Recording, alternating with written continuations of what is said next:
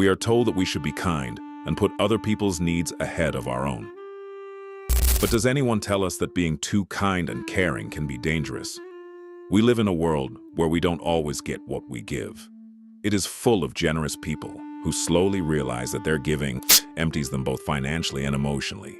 Could being too kind even put your own life at risk? You may be surprised by the bad things that can happen to you when you are too nice. Today, I'll tell you 8 bad things that can happen to you if you're too nice, and I'll show you 6 tough ways to keep people from taking advantage of you. Let's move on to number 1. Number 1, you will have too high hopes for people. The Stoics said we should accept things as they are and not depend on other people's actions to make us happy. When you give without moderation, you quietly expect others to give the same when your time comes. Even if you don't admit it, that expectation lives inside you. You solve their problems, you support their struggles, you sacrifice your time, and somewhere deep down you believe they will do the same for you.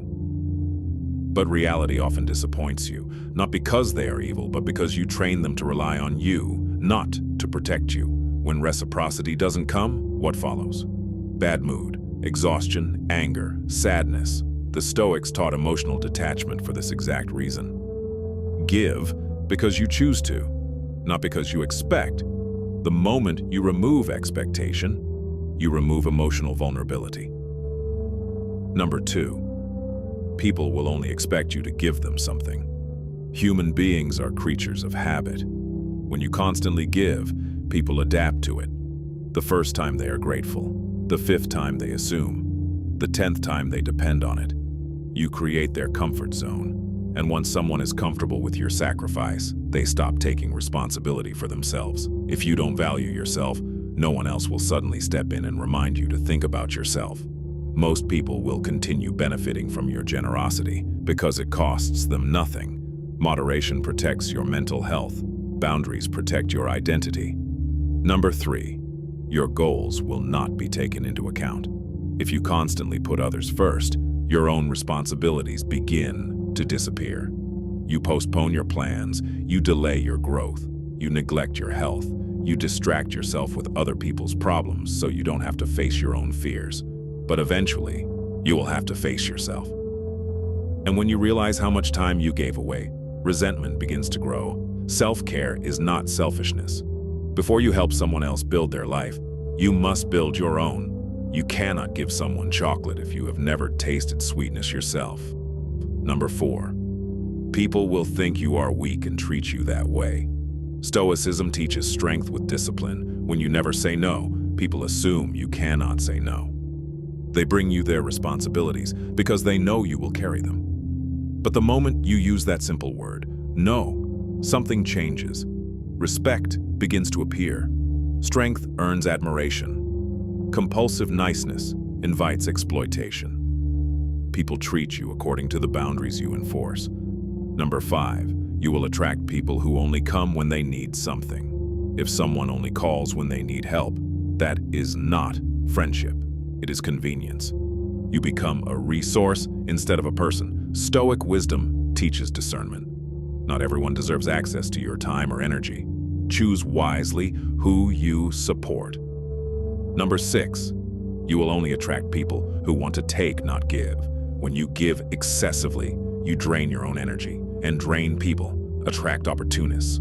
People who avoid responsibility feel comfortable around those who absorb it. The more you solve their problems, the less they grow. Eventually, you are exhausted and they are entitled. Number 7, you could develop unhealthy coping habits. When you constantly feel shortage of time, of energy, of appreciation, you look for relief. That relief may come in the form of overeating, drinking, gambling, or overworking. If someone who truly cares about you points it out, listen carefully. The Stoics valued self-control because small escapes can become silent addictions. Number 8, people may become suspicious of you. In a world where kindness is rare, extreme generosity seems unusual. Some people will question your motives. They may assume you want something in return. Balanced virtue builds trust. Excessive behavior creates doubt. The middle ground is always stronger. Now, let's look at what you can do to stop people from taking advantage of you.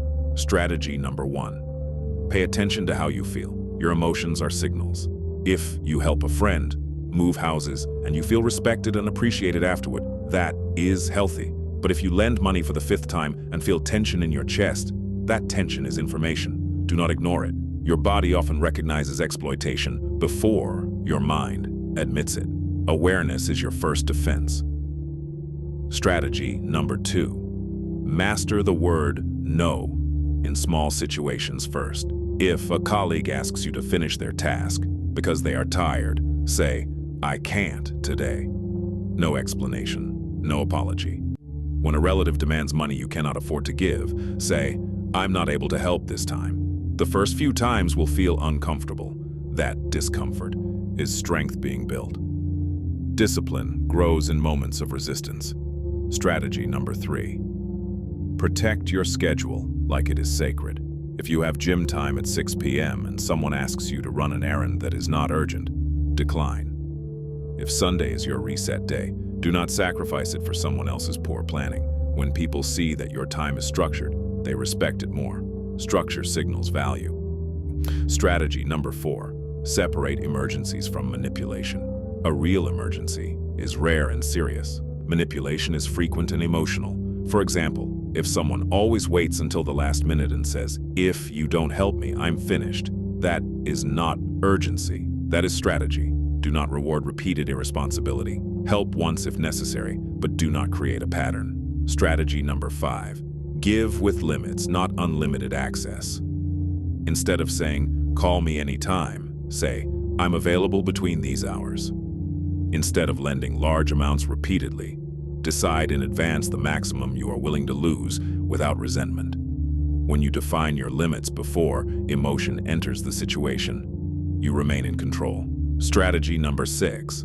Build value in yourself so you don't seek validation through giving. Many people overgive because they fear being replaced. But when you are improving your skills, your body, your finances, your mindset, you no longer need to buy loyalty with sacrifice. You become valuable because of who you are, not because of what you give. When your self-worth is internal, your generosity becomes a choice, not a survival tactic. In life, the best measure is balance. Too little generosity makes you selfish. Too much generosity makes you empty. Strength lives in the middle ground. Be kind, but not naive. Be generous, but not drained. If this message disturbed you, good. Growth begins with discomfort. If it exposed something in you, even better. Awareness is the first discipline. Most people will watch this and change nothing, but a small percentage will apply it.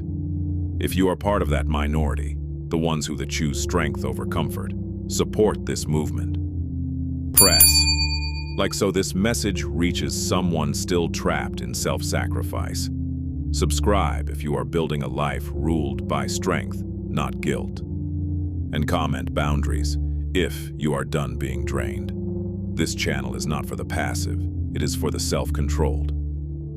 Choose your side.